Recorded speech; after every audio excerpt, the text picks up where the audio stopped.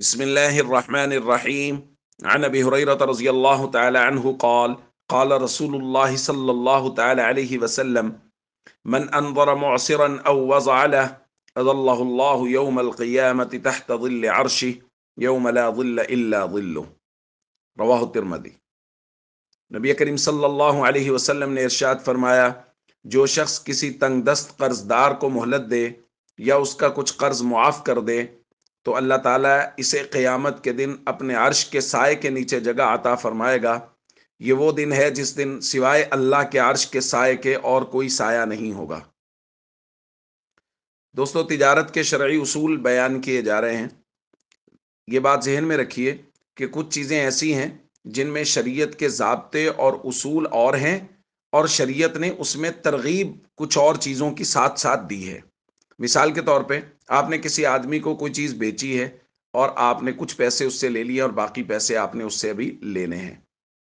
अब शरीयत आपको बिल्कुल इजाज़त देती है ज़ाब्तों की रोशनी में कि आप मुकर्ररा वक्त पे उससे उन पैसों का मुतालबा करें और उनसे वो पैसे लें। लेकिन यहाँ एक बात की तरगीब भी दी गई है। आपने किसी को कोई चीज़ बेची और आपको बाद में पता चला कि यार ये आदमी तो बहुत ही ज़रूरतमंद है, तंगदस्त है। तो आपने सोचा कि ये बड़ी मुश्किल से पैसे अदा कर रहा होगा, तो आपने उसको कुछ मोहलत दे दी। ठीक है, आप 1 महीने के बाद दे दीजिएगा। या आपने वैसे ही, अगर आपको अल्लाह ने वुसअत दी है, तो आपने कुछ ना कुछ कर्ज़ उसको मुआफ़ कर दिया कि ठीक है, आप आधे दे देना, आधे रहने देना। तो इस बात की न सिर्फ तरगीब दी गई है, बल्कि नबी करीम सल्लल्लाहु अलैहि वसल्लम ने फरमाया, जो शख्स ऐसा करता है, अल्लाह ताला क़यामत के दिन अपने अर्श के साए के नीचे ऐसे शख्स को जगह अता फरमाएगा।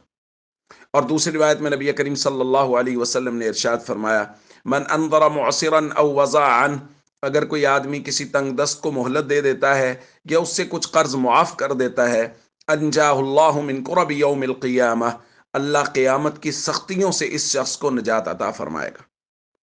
तो ये है तरगीब का पहलू कि कोई ज़रूरतमंद है और आपके पास गुंजाइश है, आप अगर उसको कुछ मुआफ़ कर दें, अगर आप उसको मोहलत दे सकें, तो फिर आप उसको मोहलत ज़रूर दीजिए। आप उसको अगर मुआफ़ कर सकते हैं, सारा मुआफ़ कर सकते हैं, कुछ मुआफ़ कर सकते हैं, तो इसके बदले में अल्लाह ने क़यामत के दिन आपके लिए बहुत बड़े-बड़े इनाम कर रखे हैं।